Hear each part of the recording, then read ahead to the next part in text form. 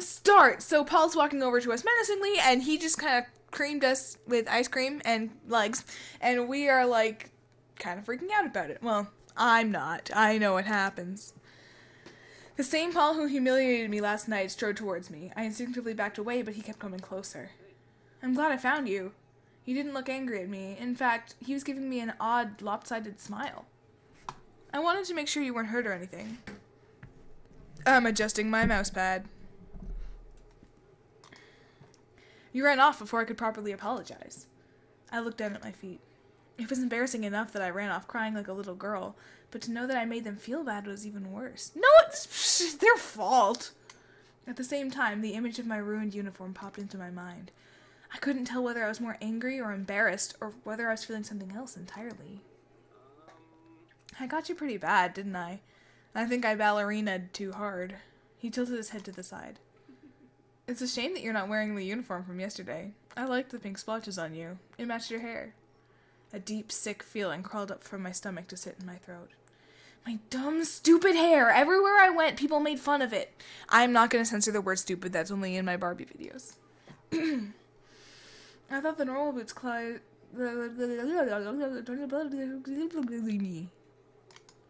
Not for the first time, I thought of dyeing it a different color, but quickly dismissed it.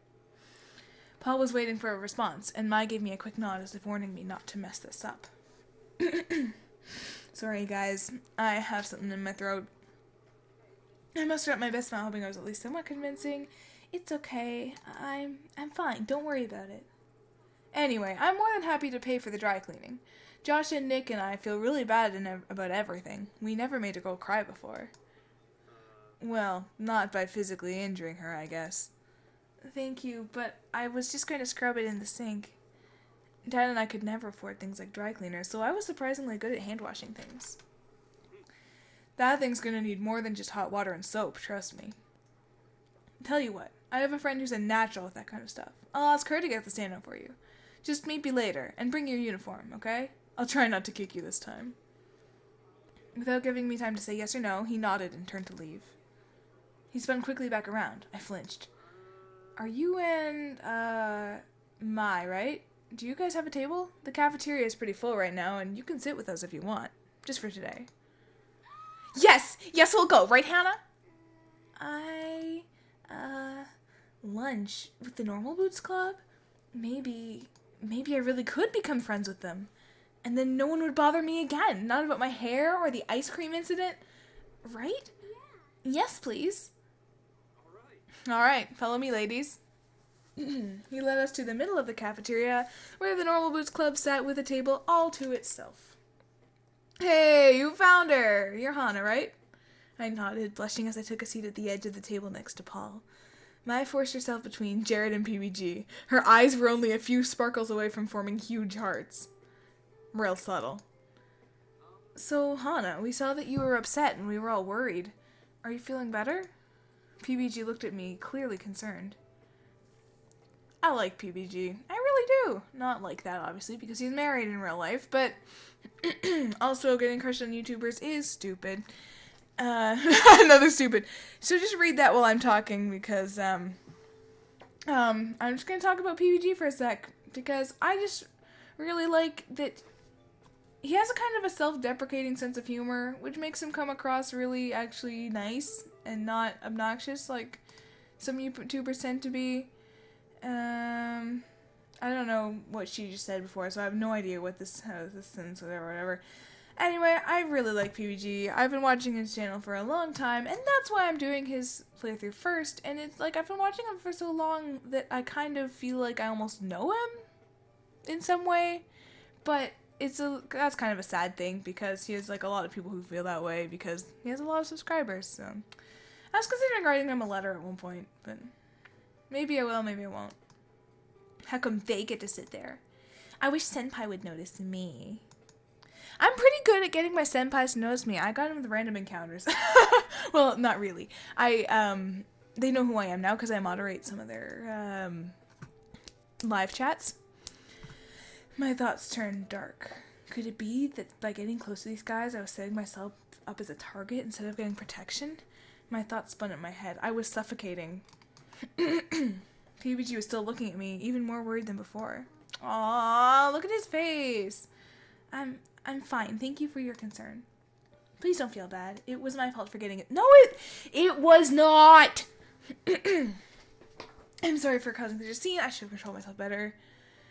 I hung my head. I wasn't sure how to act around these guys, so I defaulted to extremely polite. My father would have been proud. Hey, Hana, don't apologize. It was Paul's fault. Right, Polly? Nick shoved Paul, who looked exasperated. I apologized as best I could, Nick. Give me a break. It was a relief that PBG wasn't staring at me anymore. Almost no one else was paying me or my any attention. Shane, however, was still shooting me quick, suspicious glances. It was almost like he didn't want me there, and I felt uncomfortable. How do you like it here so far, Anna? Good. How about you? I mean, I like it here. Thank you. Gerard smiled at me, then turned away. I picked at my food. The guys were all wrapped up in their own conversations, and I was busy preventing hyperventilation for being so close to Jared. I can feel his body heat. Oh dear. Can you hear this? My voice is rough. You doing okay, Hana? A smiling Satch turned to me. I know we can be overwhelming. You're fine, right? Yeah, I am. Thank you. Thanks for recommending me that book, by the way. It's been really good. Do you like it? That's great. I figured you would. It's been really funny, but the narrator's annoying. Yeah, he can be a little bit rude. He pushed up his glasses, then grinned at me. You were pretty quiet, but I knew there was more to you. I winced. Sorry, I can be a bit of a wallflower. No need to apologize. I'm sure we've all been wallflowers before. But that reminds me, the flower festival. He turned to the group, addressing them all, and as if on cue, they all suddenly turned to pay him attention. Who are you all taking this year? Right, the flower festival. Miss Shizuka mentioned it before. What is the flower festival? No one's explained it to me yet. It's basically just a festival. Didn't you have those at your old school? We didn't have festivals at my old school, but they were basically just... We did have festivals at my old school, but they were basically just 40 kids grouped in one room sharing snacks that they brought from home. Well, we had something kind of like them, but I stopped going. Aw, why not? They're so fun. I didn't really want to answer. There was no way I could say, well, my friends turned on me, so when I went, people pretended I didn't exist. But Mai was waiting for an answer, and everyone was looking at me. I'm just... not into that stuff, I guess. Oh, well, maybe you'll like this one more. The flower festival happens all over Japan around this time of year, but it's a big deal in Higanbana. Whatever that says. That's the town right next to us. You know what? I give up. I don't give up, but I give up right now. Higanbana. Just somebody tell me how to say that. There's apparently some kind of myth about flowers that's somewhat important. Supposedly the founder of Higanbana was an old man who got lost in the mountains and almost died of thirst. The flower spirit came to him and offered him help in return for his vow to protect her home. Oh, sorry, I just made a connection to something else. He agreed, and she drained herself of all her water so he could drink. The man founded the town to watch over the meadow in which he fed the flower. In some versions of the myth, the man and the flower spirit fell in love. It is a truly romantic festival. One may hope to find someone with which to make a vow of eternal love, just as the man and the spirit did, and to live on to protect the one they love. Jared winked, and Mai swooned. Ah, Jared.